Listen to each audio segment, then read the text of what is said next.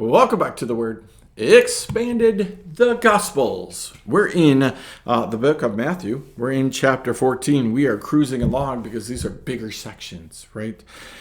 It says in verse 22, that's where we're going to pick it up. We're going to read through 33, and then we're going to pull the truth out immediately. He, Jesus, made the disciples get into the boat and go before him to the other side while he dismissed the crowds. After he dismissed the crowds, he went up on the mountain by himself to pray. When evening came, he was there alone. But the boat by this time was a long way off from the land, beaten by the waves, for the wind was against them. And in the fourth watch of the night he came to them, and walking on the sea.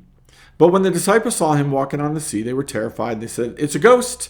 And they cried out in fear. But immediately Jesus spoke to them, saying, "Take heart, it is I. Don't be afraid." Peter answered him, "Lord, if it's you, command me to come to you on the water." And he said, "Come." So Peter got out of the boat, walked on the water, and came to Jesus.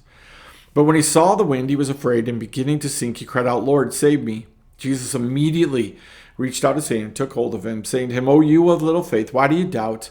And when they got into the boat, the wind ceased, and those in the boat worshipped him, saying, "Truly, you are the Son of God." We've heard, again, this story, two familiar stories in the last couple of weeks, right? Heard Jesus walking on the water a ton, right? You can tear this apart, and you can say all kinds of things about this story. But I want you to understand the whole picture of this story, right? The entire picture is this. Jesus sent the disciples in a boat out on the water. While he dismissed the people and went up to pray, there is no way that Jesus did not know that a storm was coming. There is no way that Jesus didn't know what was going to happen. He sent his disciples into a storm. Then he walked on water to his disciples. He didn't leave them. He didn't forget they were there, but he let them deal with it for a little bit. No, part of it is because these disciples, right? They're fishermen. Peter's a fisherman. James, John. They've been out on the water and they understand the water. So they probably could have handled it. The Bible doesn't say that they necessarily couldn't handle this whole thing. They're in the midst of the storm and they see Jesus coming. Now we all think that Jesus needs to come and calm the storm, and we know that he does. But notice that before Jesus gets to the boat, Peter stops him, right? And says, "Hey, if it's you, Lord, let me come to you." He doesn't say, "Hey, Lord, if it's you, come to get in the boat. Can you please hurry? Stop the storm."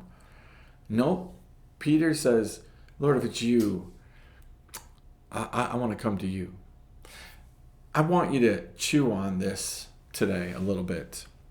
Why does Jesus send people into the storm knowing? Because he wants you to learn to recognize him in the storm. He wants you to call out to him in the storm, but want to come to where he is. Jesus doesn't just calm storm and keep walking. Jesus stops. Peter comes to him. Then they walk back to the boat. They get in the boat and the storm calms down. Do you understand that sometimes Jesus is going to let you walk into a storm? Sometimes he may send you into the storm. If Jesus is God and he knows all things, then he knew the storm was coming. He sent those disciples into the storm. Well, God would never do that. Jesus would never do that. He would never send you into a storm. But he just did. He sent the disciples into the storm. And then he shows up. And notice, they think he's a ghost. They think he's something else. Peter goes to where Jesus is. The rest, they stay in the boat. Could it be possible that right now, that what you're dealing with, and Jesus is saying, "Get out of the boat and come to me. You keep wanting me to come to you. You keep wanting me to come save you." But just like the story of the prodigal son had to realize in the pig pen that he needed the Father, who the Father was. Go back to the Father In this story, Peter, the only one of the disciples, recognized, now I need to be where Jesus is.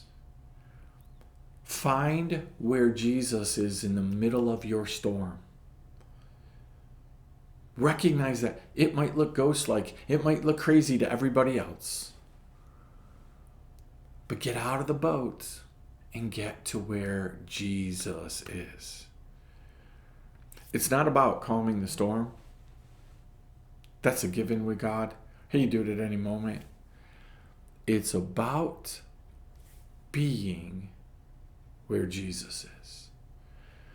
Chewing that. We'll see you next time right here. The Word Expanded.